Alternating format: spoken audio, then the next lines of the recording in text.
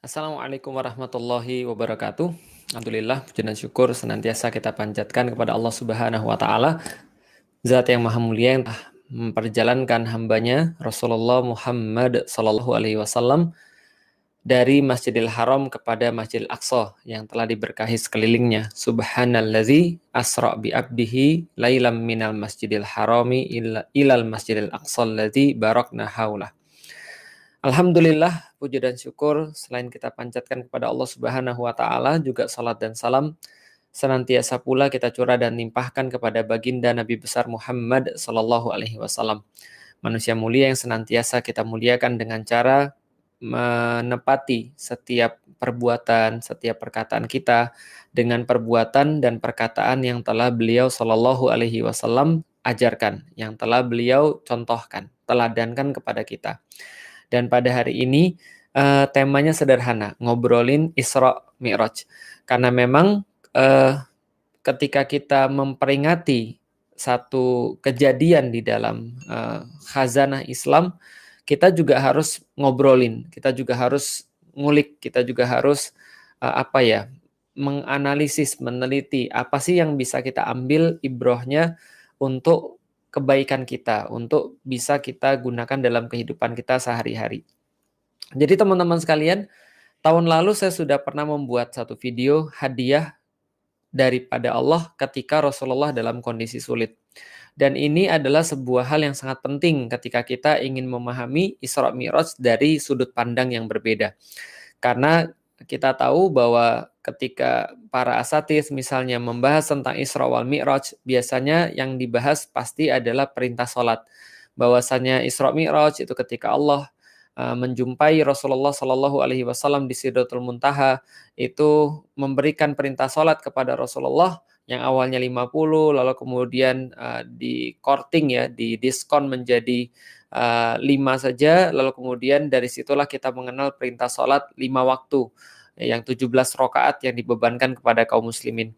Dan itu akhirnya menjadi beban, akhirnya menjadi sebuah hal yang dilihat dari segi kewajiban, tanpa mengetahui, mungkin ya, tanpa kebanyakan daripada kita mengetahui latar belakang kenapa sih sholat itu bisa diturunkan kepada kaum muslimin. Maka tidak ada kisah yang lebih baik untuk diceritakan kecuali setting ketika Isra dan Mi'raj ini terjadi. Kata-kata Isra sendiri berarti adalah perjalanan malam, yaitu adalah diambil daripada ayat Al-Quran tadi, Subhanallazi asra bi abdih. Maha suci Allah yang telah memperjalankan, asra bi abdih, memperjalankan hambanya. Asra bi abdih bukan hanya perjalanan hamba yang biasa, tapi perjalanan hamba di malam hari. Nah, sedangkan perjalanan di malam hari ini mengapa, ini juga punya beberapa hikmah yang telah dibahas oleh ulama-ulama kita. Tapi sebelum terjadi perjalanan ini, maka kita juga perlu mengetahui bahwa setting pada waktu itu adalah Rasulullah Shallallahu Alaihi Wasallam sedang berada dalam keadaan yang sangat sulit. Teman-teman sudah banyak dengar yang kita kenal di dalam Sirah Nabawiyah sebagai tahun-tahun kesedihan atau Ammul Huzn. Jadi tahun-tahun di mana Rasulullah benar-benar diuji dengan diwafatkannya dua orang yang menjadi pelindung, supporter, pemberi kekuatan, dan hampir menyediakan segalanya buat Rasulullah Shallallahu Alaihi Wasallam dalam dakwahnya, yaitu adalah pamannya Abu Thalib yang menjadi pelindung bagi beliau, yang menjadi benteng perisai bagi beliau dari ancaman orang-orang Quraisy. Yang kedua adalah Khadijah binti Khuwailid, istri beliau yang sangat beliau cintai, yang mensupport beliau banyak sekali dari segi harta, dari segi tenaga, dan tentu saja rasa. Jadi beliau hampir kehilangan segalanya. Awalnya ketika ada Abu Thalib, maka orang-orang Quraisy masih memandang Abu Thalib sebagai pamannya dan tidak berani menyakiti atau menyerang beliau secara langsung. Maka setelah Abu Thalib wafat, maka Rasulullah Shallallahu Alaihi Wasallam itu tidak ada lagi yang menjamin. Sedangkan jaminan ini sangat penting di masa itu. Yang berikutnya, tidak hanya Abu Thalib yang wafat, tapi dalam waktu yang dekat, bahkan dikatakan hanya beberapa hari lamanya, itu kemudian juga Khadijah diambil oleh Allah Subhanahu wa Ta'ala, karena ini adalah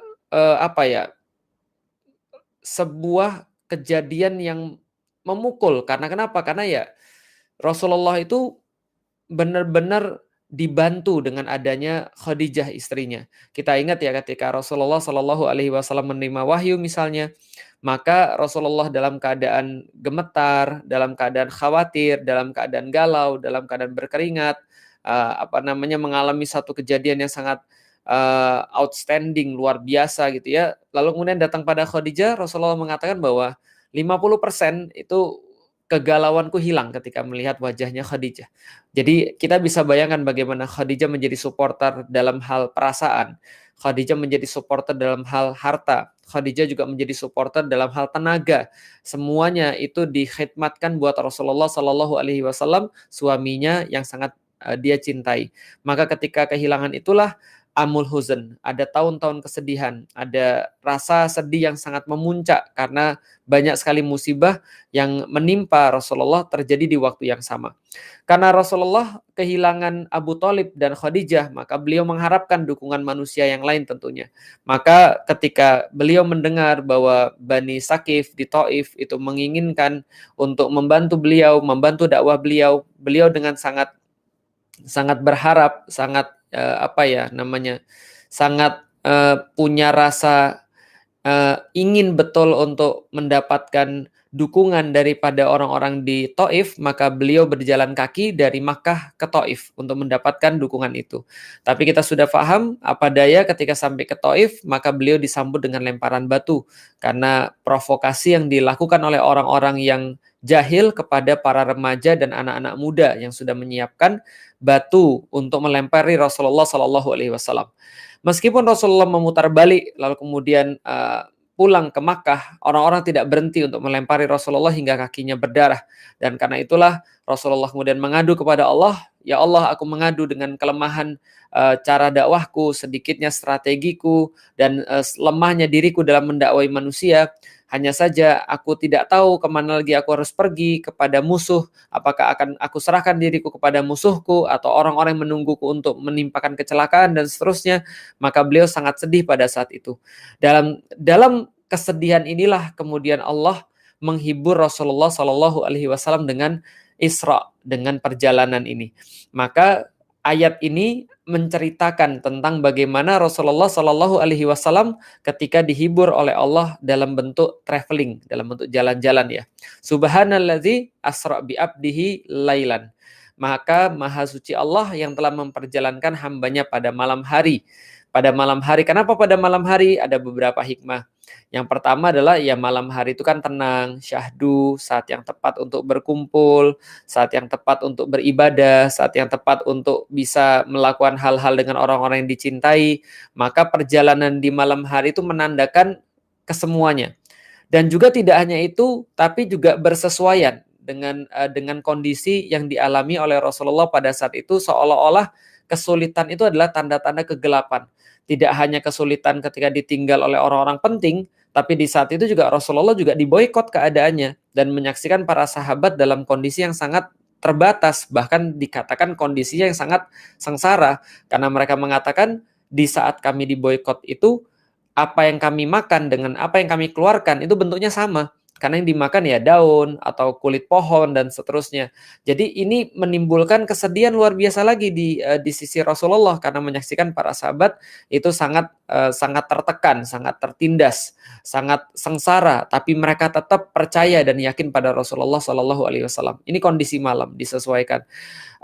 Lailan pada kondisi malam itu juga menggambarkan bahwasanya malam hari itu ada banyak hal yang bisa terjadi ketika manusia sudah tidur, ketika manusia sudah tidak perhatian, maka hanya orang-orang tertentu yang masih bisa untuk melakukan aktivitas-aktivitas. Dan biasanya aktivitas yang dilakukan dalam keterbatasan itu lebih bernilai. Nah, itu di malam hari. Makanya tahajud itu diperintahkan di malam hari karena aktivitasnya lebih bernilai. Karena itulah membaca Al-Quran ketika waktu malam hari itu lebih bernilai. Kenapa? Karena tadi tidak semua manusia bisa melaksanakan itu. Maka lailan pada malam hari itu menggambarkan kondisi yang ada sekaligus keintiman antara Allah dan hambanya. Maka dikatakan asra bi abdihi. Maka dialah yang telah memperjalankan kekasihnya. Dia memperjalankan hambanya, yaitu adalah Nabi Muhammad. Lailam minal masjidil haram ilal masjidil aqsa. Dari Masjidil Haram kepada Masjidil Aqsa. Maka banyak orang bertanya, kenapa sih harus ke Masjidil Aqsa? Kenapa nggak langsung dari Ka'bah, dari Mekah ke Sidratul Muntaha? Gitu maksudnya. Kenapa harus mampir dulu? Kenapa harus transit dulu ke ke Masjidil Aqsa gitu maksudnya. Sehingga kayak ada ya kalau zaman sekarang ya transit pesawat. Dan Allah sebenarnya sudah menjawab dalam ayat itu, allazi barokna haulah, yaitu adalah yang Allah berkahi sekelilingnya. Berarti ada sesuatu yang Allah berikan yang ada di Baitul Maqdis atau yang ada di Masjidil Aqsa, kemudian harus dilihat oleh Rasulullah Shallallahu Alaihi Wasallam. Maka perjalanan malam itulah terjadi dari Masjidil Haram, dari Makkah Al-Mukarramah kepada kemudian Masjidil Aqsa, yaitu adalah tanah yang diberkahi, Ardul Mubarakah, yaitu adalah Baitul Maqdis, yaitu adalah tanah yang memang disucikan oleh Allah Subhanahu Wa Taala dan diberikan barokah.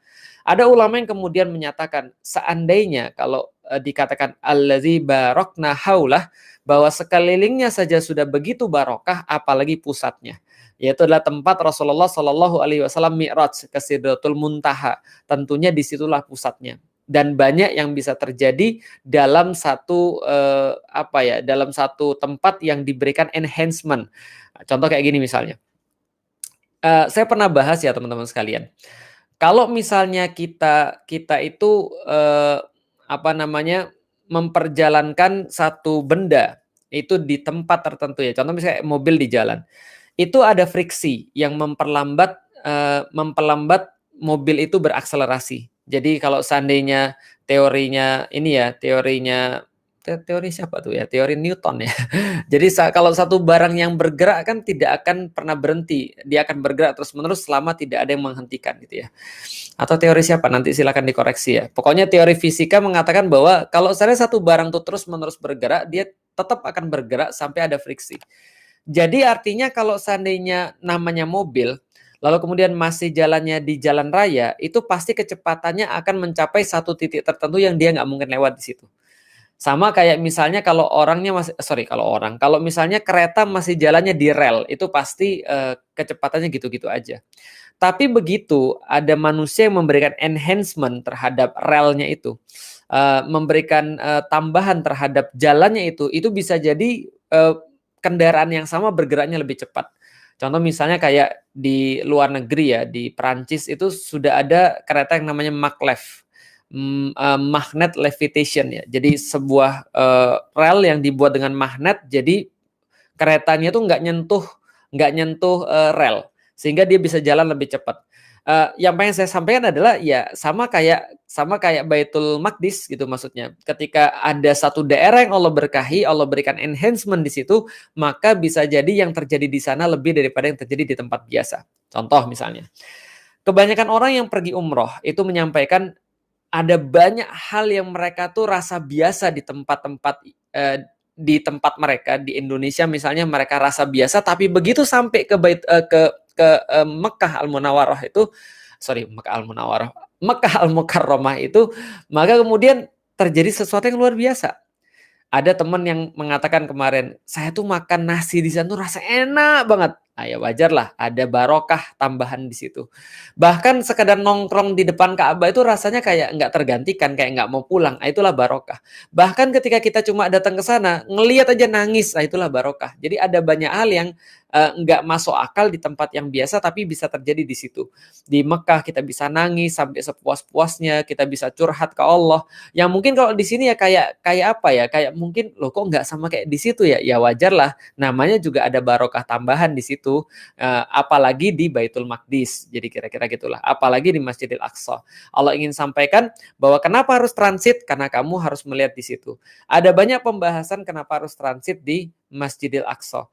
Tapi yang paling menarik di antara beberapa hal yang dikemukakan oleh para ulama adalah karena Allah Subhanahu wa taala menginginkan Rasulullah Shallallahu alaihi wasallam untuk melihat kondisi Baitul Maqdis. untuk melihat kondisi Masjidil Aqsa yang pada saat itu adalah kondisinya sama seperti yang dialami oleh Rasulullah Shallallahu Alaihi Wasallam. Mereka dalam kondisi yang tidak ideal, mereka dalam kondisi yang terjajah, mereka dalam kondisi yang perlu bantuan, mereka dalam kondisi yang perlu untuk dibebaskan.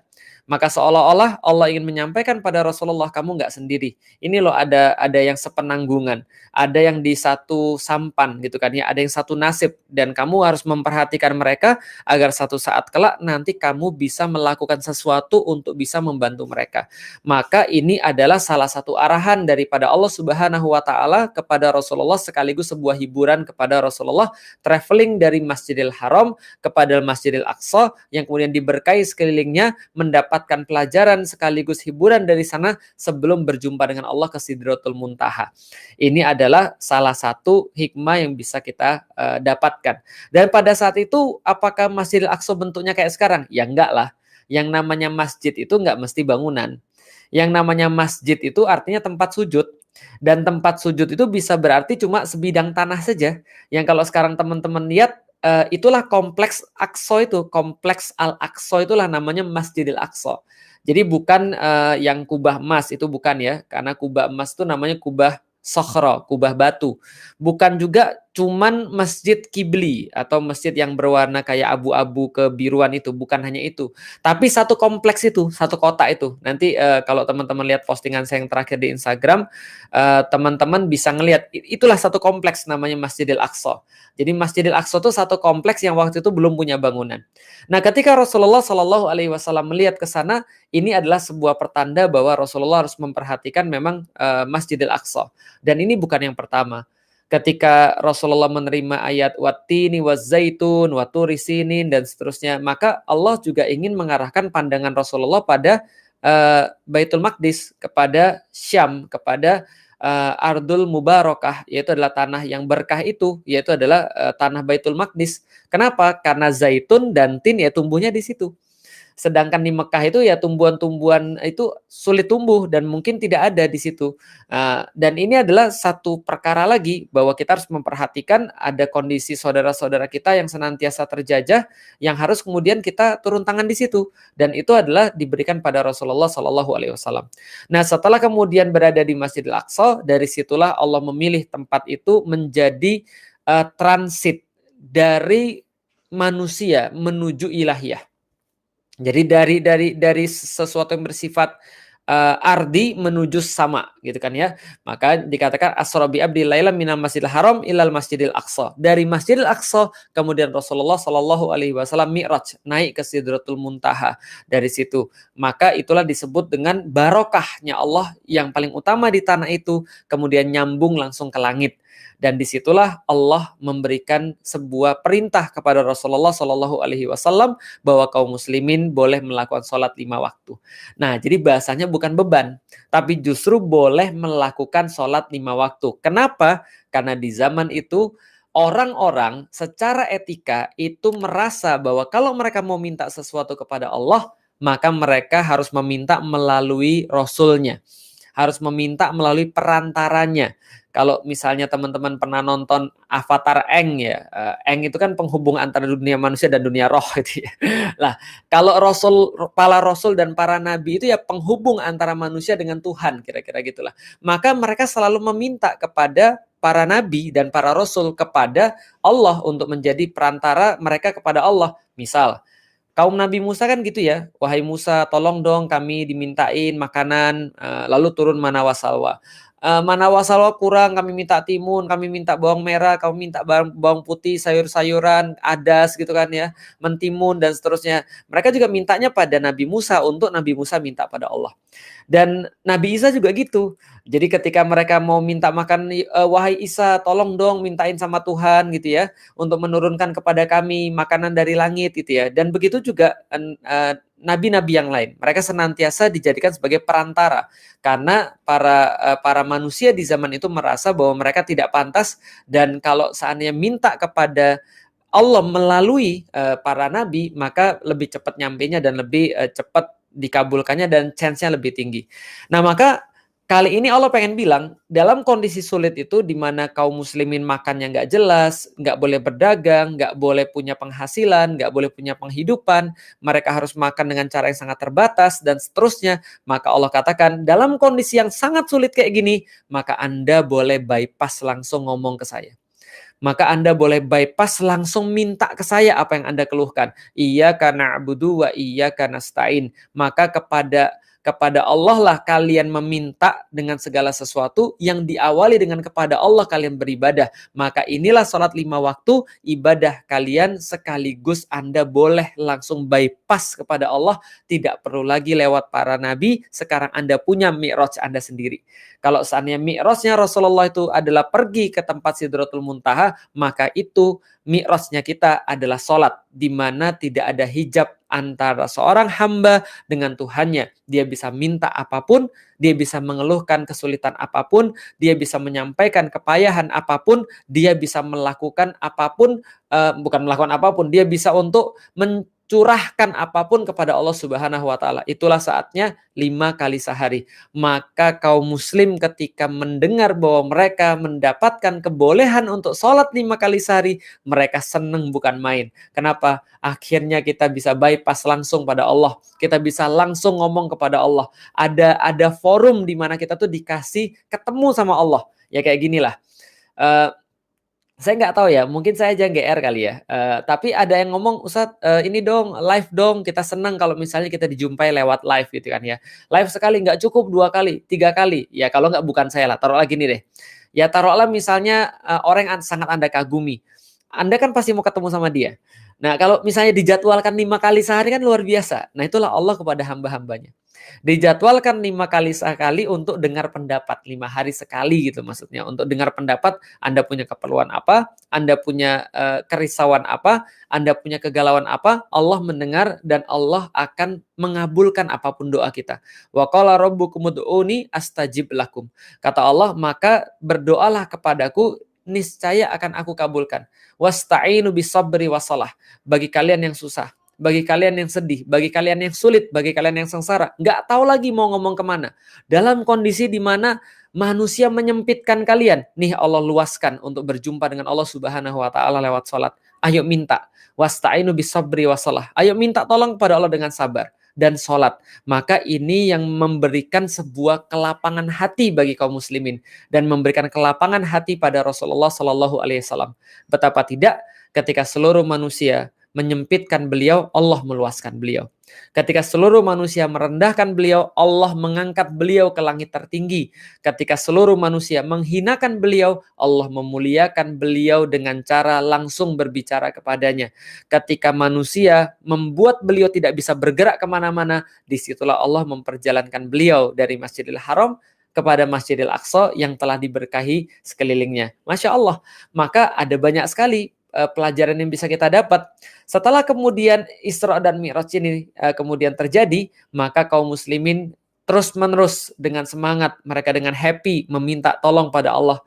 Lalu kemudian menyampaikan seluruh pinta mereka, kegalauan mereka, kerisauan mereka. Lalu tahun depan Allah tolong mereka dengan hijrah dari Makkah ke Madinah yang menjadi penanda kebangkitan Islam dan kejayaan Islam di waktu ke depan. Maka Masya Allah, keberkahan pada malam itu yang menjadikan kita semua ada di hari ini. Keberkahan di malam itulah yang kemudian menjadikan pembeda antara orang-orang yang benar-benar serius kepada Rasulullah Shallallahu alaihi wasallam dengan para munafik yang kemudian kehilangan keimanannya setelah kejadian itu. Mereka rasa tidak logis, tidak masuk akal. Maka kita bisa mendapatkan pada saat ini, andai kita merasa kita punya kesulitan, dan kita pasti akan punya kesulitan. Wong Rasulullah Shallallahu alaihi wasallam saja manusia sempurna itu merasa punya kesulitan. Masa sih kita nggak punya kesulitan? Tapi ketika Rasulullah Shallallahu alaihi wasallam bisa dihibur dengan traveling Isra dan Mi'raj, masa sih kita nggak bisa dihibur dengan salat? Kalau Rasulullah Shallallahu alaihi wasallam ketika lagi sedih bisa dihibur dengan turunnya ayat-ayat, masa sih kita tuh nggak bisa dihibur dengan membaca ayat-ayat? Kadang-kadang kita tuh aja yang sering kali merasa bahwa kalau pas sedih kita tuh kayak nggak mau baca Quran. Pas sedih kita tuh malah menjauh dari sholat. Padahal obatnya justru itu. Karena Rasulullah ngasih tahu, Wasta'inu bis-sabri wassalah. Allah ngasih tahu, Rasul nyontoin pada kita, kalau lagi sedih malah jangan jauh dari Quran. Kalau lagi sedih malah jangan jauh dari sholat. Kalau lagi sedih jangan malah ngurangin sholat. Kalau lagi sedih ya jangan malah ngurangin baca Quran. Harusnya memperbanyak. Kenapa? Karena kalau Anda lagi sedih, Anda lagi perlu bantuan, Anda datang pada manusia, semangat banget minta padahal dia belum tentu bisa bantu Anda. Dia belum tentu peduli sama Anda. Tapi ada Tuhan pencipta semesta alam yang bukan hanya pegang hati manusia, tapi dia punya segala sesuatu yang ada di atas muka bumi ini, di alam semesta yang kita tahu ataupun yang kita nggak tahu. Dan dia yang bisa membantu kita dan menyelesaikan problem kita. Sayangnya kita lebih banyak mengharap pada manusia yang nggak jelas dibandingkan mengharap kepada Allah Subhanahu wa Ta'ala. Ini yang kemudian dijadikan kepada kita. Ada sebuah hal yang banyak sekali kemudian dipelajari pada saat Isra Mi'raj, yaitu adalah perintah sholat. Tundukkan kepalamu serendah-rendahnya. Kepala adalah bagian yang paling tinggi, tapi kita tundukkan serendah-rendahnya. Kenapa? Karena keadaan hamba yang paling dekat kepada Allah adalah ketika dia dalam keadaan merendahkan dirinya dalam sujudnya. Dan keadaan hamba yang paling dibenci oleh Allah Subhanahu wa Ta'ala ketika dia meninggikan hidungnya dan mendongakkan kepalanya dengan sombong. Maka ini adalah yang diberikan kepada kita lewat Isra Mi'raj. Dan seterusnya, setelah kemudian hijrah Rasulullah Shallallahu Alaihi Wasallam, kemudian Islam tetap didakwahkan, dan akhirnya apa yang dilihat oleh Rasulullah dengan kemudian Isra dari Masjidil Haram kepada Masjidil Aqsa, akhirnya di masa Abu Bakar terbukti. Dibebaskan Baitul Maqdis. Lalu kemudian kaum muslimin berhasil untuk bisa mendapatkan kemuliaan untuk mengemban amanah mengurus tanah yang diberkahi. Alladzi barakna haulah. Maka tidak heran ketika ada orang-orang yang berkata, siapapun yang bisa menguasai atau yang bisa menjaga tanah yang diberkahi, maka kalau seandainya yang menguasai itu adalah baik, maka baiklah dunia. Kalau yang menguasai buruk, maka buruklah dunia. Ya lihat aja sekarang. Karena itulah teman-teman sekalian, ini juga sebagai sebuah perintah kepada kita untuk senantiasa memperhatikan Baitul Maqdis, memperhatikan Masjidil Aqsa. Karena ada 3 masjid yang menjadi perhatian kaum muslimin dan tidak boleh lepas. Pertama adalah Masjidil Haram, yang kedua adalah Masjidin Nabawi, yang ketiga adalah Masjidil Aqsa. Yang kemudian disebutkan dalam ayat itu, dari Masjidil Haram kepada Masjidil Aqsa. Maka kita tidak boleh untuk sedikit pun melepaskan perhatian kita pada Masjidil Aqsa dan mereka yang ada di dalamnya. Karena itulah teman-teman sekalian, saya secara pribadi senantiasa mengupdate juga bagaimana yang terjadi pada saudara-saudara kita di Al-Aqsa, bagaimana yang terjadi pada saudara-saudara kita di Syam, yang sekarang itu adalah Suriah dan sekitarnya. Bagaimana saudara-saudara kita di Palestina, Gaza, dan seterusnya. Saya senantiasa mengupdate. Kalau teman-teman mau ngupdate juga, teman-teman boleh ngupdate di @sahabat Al-Aqsa.